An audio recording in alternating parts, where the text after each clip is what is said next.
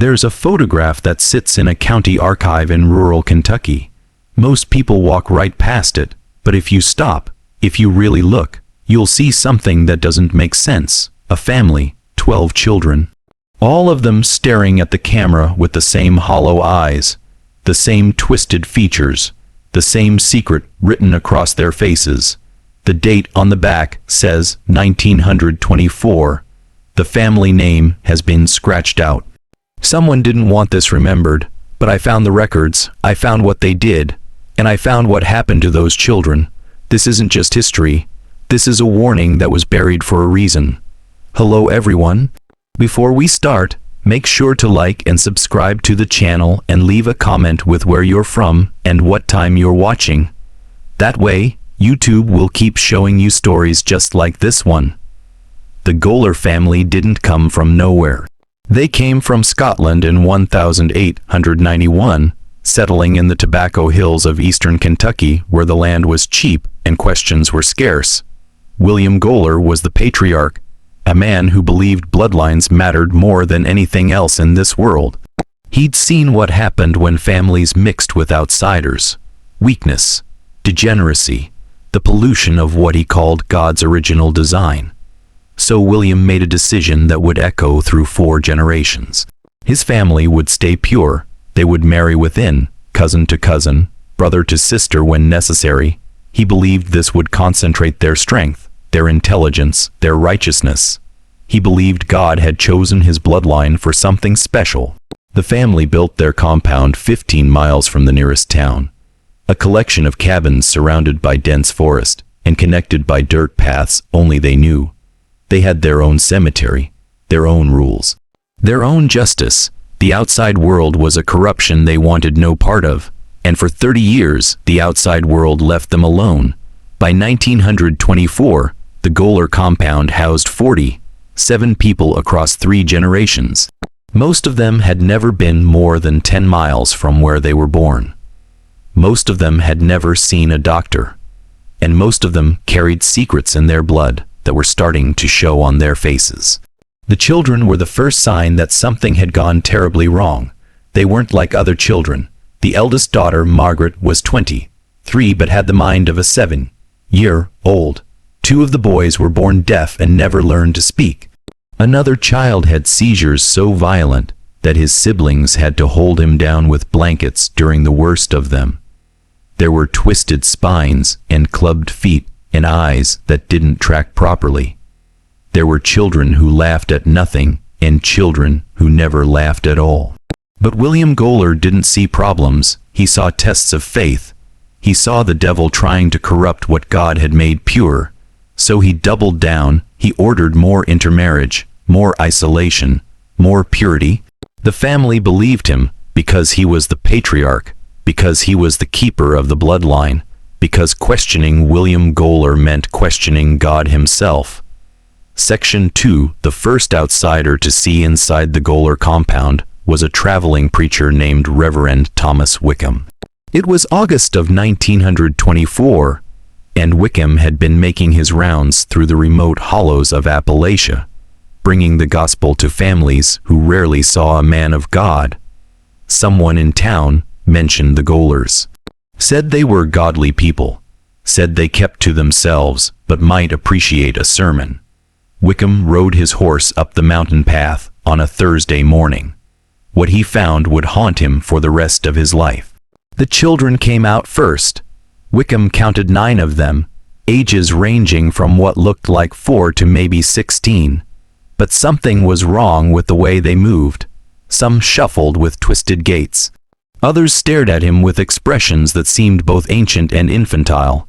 One girl, he later learned her name was Sarah, approached his horse and reached out to touch it, but her hands were malformed, the fingers webbed and bent at impossible angles. William Goler emerged from the largest cabin with a shotgun across his arm, not threatening, just present. He welcomed the preacher with a courtesy that felt rehearsed, almost desperate. Yes, they would love to hear the word of God. Yes, they were faithful Christians. Yes, they lived according to biblical principles. Wickham stayed for 3 hours. He preached from Leviticus about purity and holiness, watching the adults nod along with fierce intensity.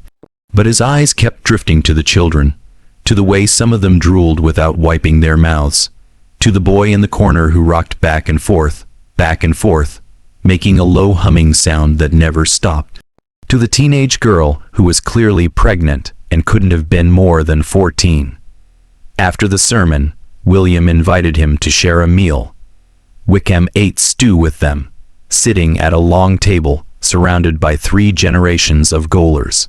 That's when he started to notice the faces, the way certain features repeated, the same weak chin on grandfather and grandson, the same wide, set eyes on mother and daughter and aunt, the same sloping forehead that appeared in every single person at that table. He asked William about the children's conditions. Were they seeing doctors? Were they getting help? William's face hardened. These were tests from God, he said.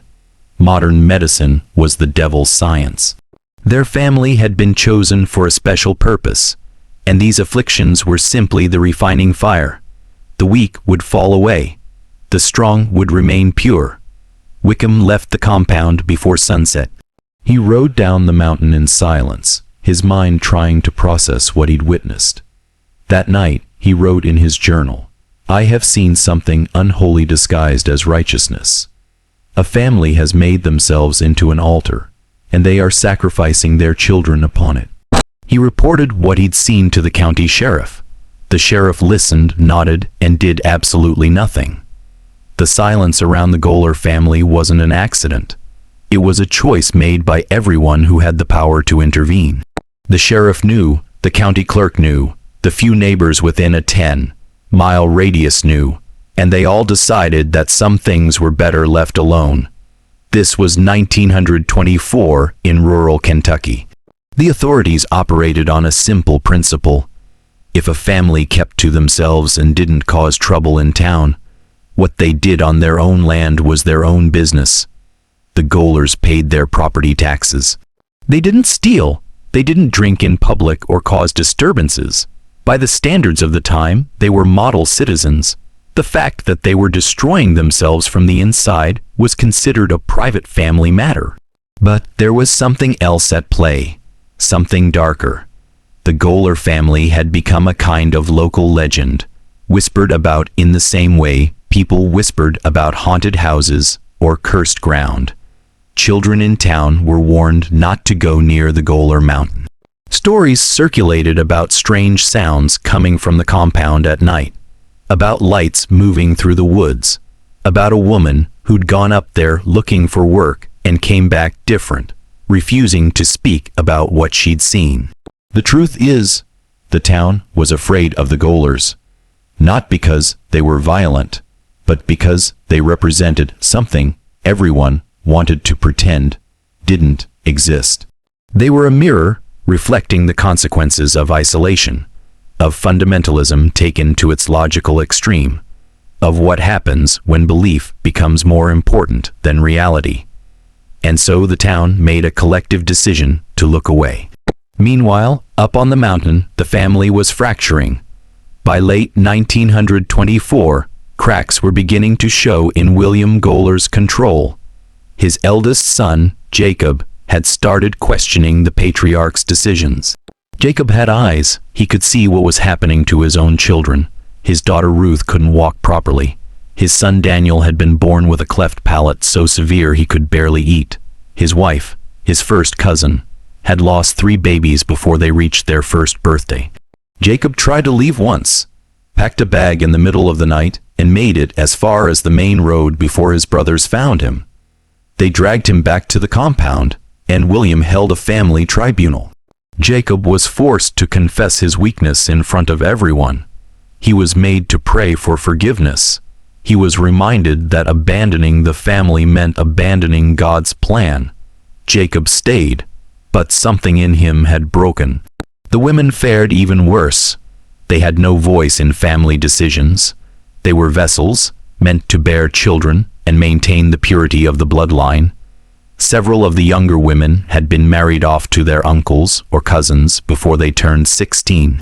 They gave birth in the cabins with only other family members to help, no doctors, no midwives from town. If something went wrong during childbirth, and it often did, they simply prayed harder. One woman, Elizabeth, tried to run away in the winter of 1924. She was found 3 days later, frozen to death at the base of a ravine. The family buried her in their private cemetery. The official story was that she'd gotten lost in the woods. No one investigated. No one asked questions. The children born that year would be the last generation before everything collapsed. Section 4, the breaking point came in the spring of 1925. But its roots stretched back to a secret that had been growing like poison in the Goler bloodline for decades. The family's obsession with purity had created something they never anticipated. Not strength, not righteousness, but a genetic catastrophe that was accelerating with each new generation. By early 1925, nearly every child born in the compound showed some form of severe abnormality. There was little Thomas, born with his heart on the wrong side of his chest. There was Anna, who couldn't process food properly and wasted away despite eating. There was Michael, born blind with milky white eyes that seemed to see through you anyway. The infant mortality rate in the Goler family was approaching 70%. Most babies didn't survive their first year, but William Goler refused to acknowledge what was happening. In his mind, these weren't birth defects. They were divine trials. The weaker specimens were being removed by God's hand, leaving only the truly pure to carry on the bloodline. He preached this during their Sunday gatherings, his voice rising with fervor as he assured his family that their suffering had meaning. The younger generation was starting to see through him. They had eyes, they had minds, and they could see that grandfather's divine plan was killing them all. It was Jacob's son, Peter, 19 years old, with a twisted spine and a sharp mind, who first used the word that would change everything. Abomination, he said it during a family meal in April of 1925, said that what they were doing was an abomination against nature and God, said that the patriarch had led them into darkness disguised as light. William struck him across the face, ordered him to repent, but Peter wouldn't. He stood there, blood running from his lip, and said it again. Abomination. 3 other young men stood with him, then 2 of the women. The family was splitting down the middle. That night, William Goler called an emergency gathering. Every member of the family was required to attend. They met in the largest cabin, lit by oil lamps that cast shadows across faces that all looked too similar. William stood at the head of the room and delivered what would be his final sermon. He spoke about Abraham's willingness to sacrifice Isaac, about Job's faithfulness through suffering, about how the righteous are always tested, always persecuted, always misunderstood by the world. He told them that leaving the compound meant damnation, that accepting outside help meant accepting Satan's corruption, that their bloodline was sacred, chosen, holy. But this time, his words didn't land the way they used to. This time, people were looking at the children, at little Thomas struggling to breathe, at Anna's hollow cheeks, at Michael's blank white eyes, at the teenagers who couldn't read, couldn't work, couldn't function like normal human beings. Jacob stood up, 43 years old, born and raised in the compound, never questioning until his own children started dying. He looked at his father and said the words that would break the family forever. "You've killed us all in the name of God, and God is going to judge you for it." The room erupted, shouting, crying, accusations flying back and forth. Some family members defended William with desperate fury. Others stood with Jacob, their faces twisted with grief and rage and something that might have been relief. By morning, 17 people had made the decision to leave: Jacob, his wife, his surviving children, 3 of his cousins and their families. They packed what little they owned and walked down the mountain as the sun rose, leaving the compound behind forever. William Goler stood in the doorway of his cabin and watched them go. He didn't try to stop them. He simply called out one final proclamation: "You are dead to this family. You are dead to God, and you will die as strangers in a strange land." 23 people remained in the compound. True believers, the faithful, the pure. They would be the ones to face the consequences of what William Goler had built. Section 5. The ones who left the compound discovered something they weren't prepared for. The outside world didn't want them either. Jacob and his family made it to the nearest town and tried to find work, tried to find housing, tried to build some kind of normal life, but word had spread about who they were, about where they came from, about what they'd been doing up on that mountain. No one would hire Jacob. Landlords refused to rent to him. When he tried to enroll his children in school, parents complained. They didn't want those Goler children sitting next to their kids. Didn't want that tainted blood mixing with good Christian families. The irony was suffocating. They'd left one form of isolation only to find another waiting for them. Jacob's daughter Ruth, the one who couldn't walk properly, died 6 weeks after they left the compound. She contracted pneumonia, and there wasn't enough money for a doctor. They buried her in the town cemetery, but someone dug up her grave marker 2 days later and threw it in the woods. The message was clear: even in death, the Golers didn't belong.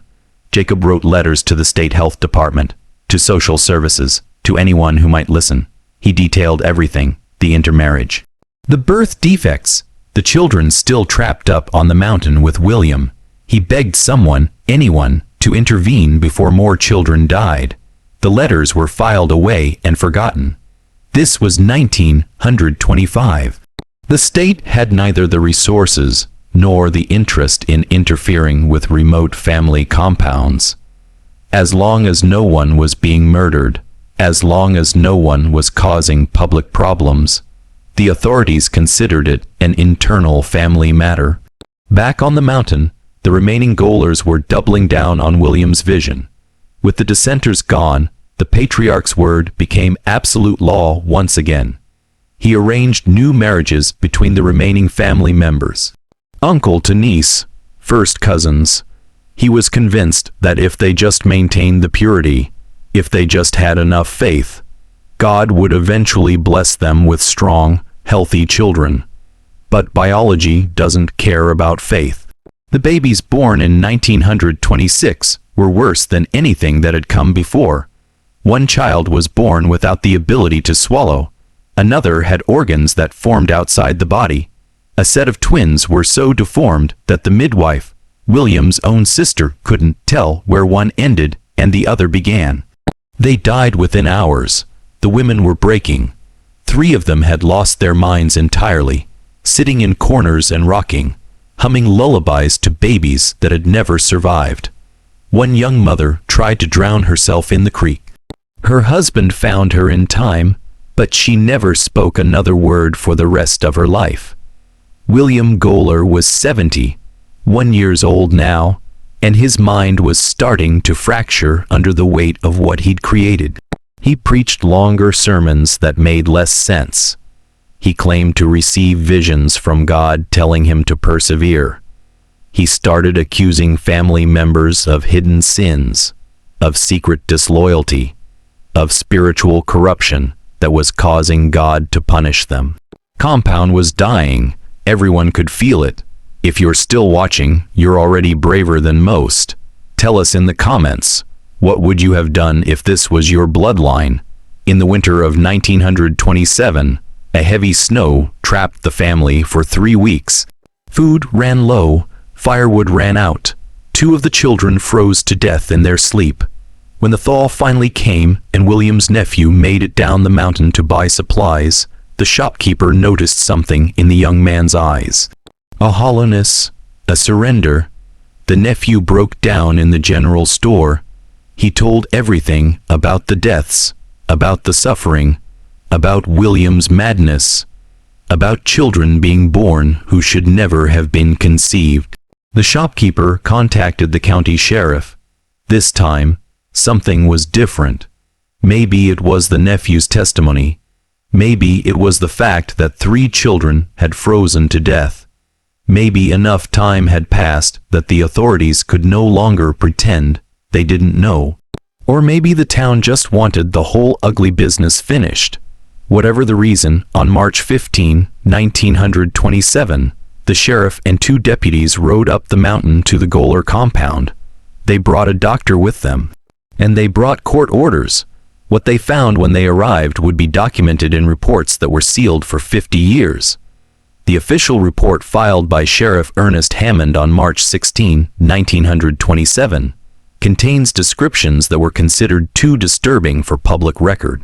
The documents were locked away in the county archives with instructions that they not be opened until 1977. When they were finally unsealed, journalists who read them described feeling physically ill. The compound was in a state of complete collapse. The cabins were falling apart, holes in roofs, broken windows stuffed with rags. The smell hit the sheriff and his men from 50 yards away. Human waste. Rot, death. The kind of smell that sticks to your clothes and follows you home. 18 people were still living there. Most of them were in various stages of physical and mental deterioration. The doctor who accompanied the sheriff would later testify that he'd never seen anything like it. Not even in the worst slums of Chicago where he'd trained. These weren't just poor people. These weren't just sick people. These were the consequences of 3 decades of genetic catastrophe. The children were the worst. 9 of them remained alive, ranging in age from 3 to 17. Every single one had severe abnormalities. There was a boy whose skull had grown incorrectly, creating pressure on his brain that left him in constant pain. There was a girl whose spine curved so severely she couldn't stand upright. There were children with faces that barely looked human anymore. Their features distorted by generations of inbreeding into something that seemed to belong to a different species. William Goler was found in the main cabin, sitting in a chair surrounded by family Bibles and journals filled with increasingly illegible handwriting. He was skeletal, barely coherent, muttering about biblical prophets and the final judgment. When the sheriff tried to speak to him, William didn't seem to understand that other people were in the room. He was lost somewhere inside his own mind, trapped in a delusion that had consumed his entire family. The deputies found graves in the family cemetery that had never been recorded. Small graves, children's graves. The doctor estimated at least 30. 5 children had died in the compound over the past decade alone. Most of them infants. Some of them old enough to have names that the surviving family members could no longer remember. The sheriff made the decision to evacuate everyone. He didn't have explicit legal authority, but he also knew that leaving them there meant condemning them all to death. The family members who could still walk were helped down the mountain. The ones who couldn't were carried. The children were wrapped in blankets and placed in wagons. William Goler refused to leave. He sat in his chair and quoted scripture as the sheriff tried to reason with him. Eventually, 2 deputies had to physically remove him from the cabin. He screamed the entire way down the mountain about persecution and martyrdom and the corruption of the righteous. His voice echoed through the hollow until it finally faded to nothing. The Goler family was taken to the county hospital. The children were immediately placed under medical observation. What the doctors found shocked even the most experienced physicians. These weren't just birth defects. This was systematic genetic damage accumulated over multiple generations. Deafness, blindness, cognitive impairment, organ malformations, skeletal deformities, immune deficiencies. Every single child had multiple conditions, some of which the doctors had never encountered before.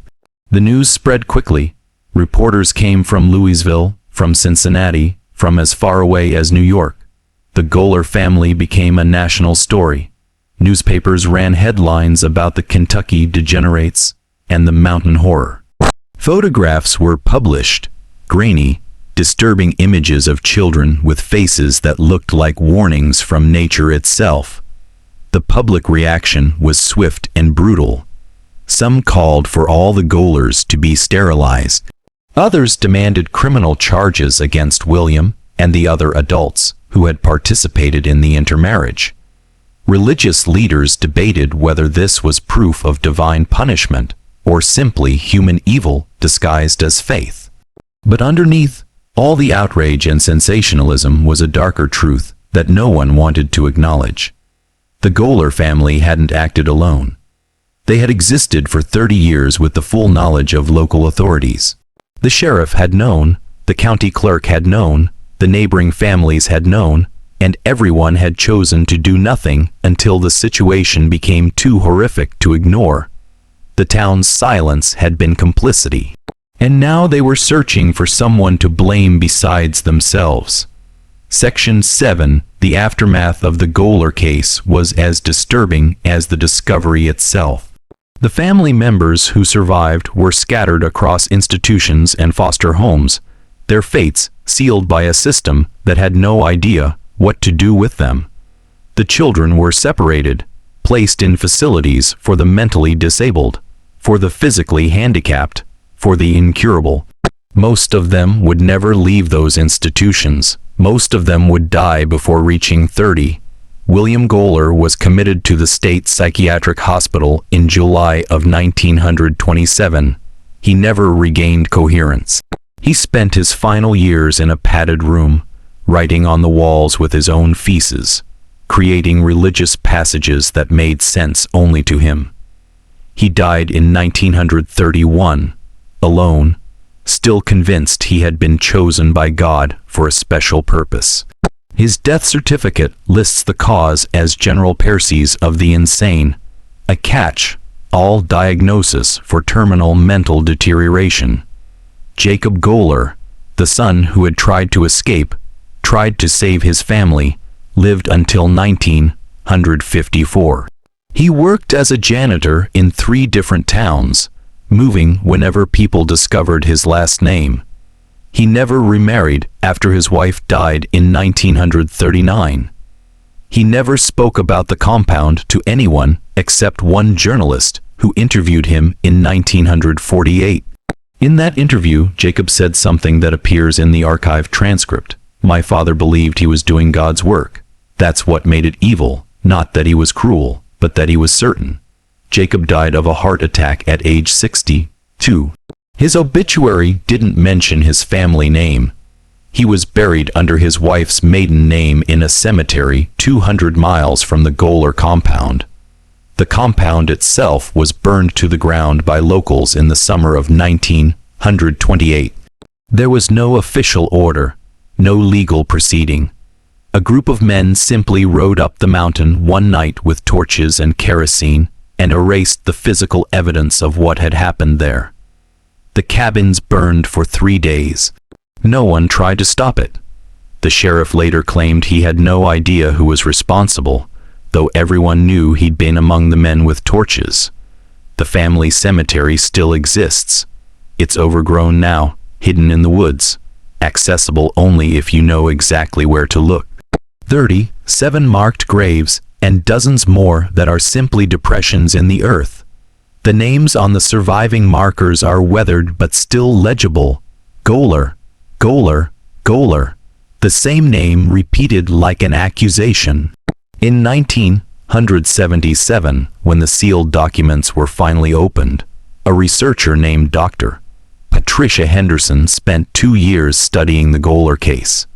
She tracked down medical records, interviewed the few surviving relatives, and pieced together the genetic consequences of what William Goler had orchestrated. Her findings were published in a medical journal with a title that summarized everything: Genetic Catastrophe Through Deliberate Inbreeding, a case study in ideology over biology. Dr. Henderson's conclusion was stark. The Goler family had essentially conducted a multi-generational experiment in what happens when human beings prioritize belief over reality. They had taken a religious concept, purity, and weaponized it against their own children. The result was predictable, preventable, and entirely man-made. But here's what haunts me most about this story. The Golers weren't unique. They weren't an isolated case. Throughout American history, there have been families who isolated themselves, who intermarried, who believed their bloodline was special enough to remain pure. Most of them didn't end as catastrophically as the Golers. But the impulse was the same, the belief that some people are fundamentally superior, that mixing with outsiders weakens what God or nature or fate has created. The Goler compound is gone. The family is scattered and mostly extinct. But the ideology that created them never really died. It just found new forms, new justifications, new ways to disguise itself as righteousness. There's a historical marker now, placed in 2003, about 5 miles from where the compound once stood. It's small, easy to miss. It reads, Site of the Goler Family Settlement, 1008, 191-1927. A reminder of the dangers of isolation and the importance of community. That's all it says. No details, no explanation.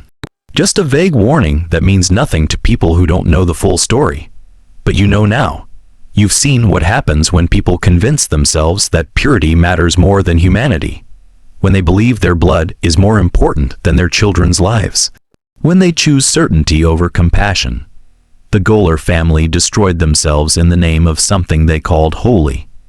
They sacrificed 3 generations on an altar built from fear and pride, and the absolute conviction that they were right.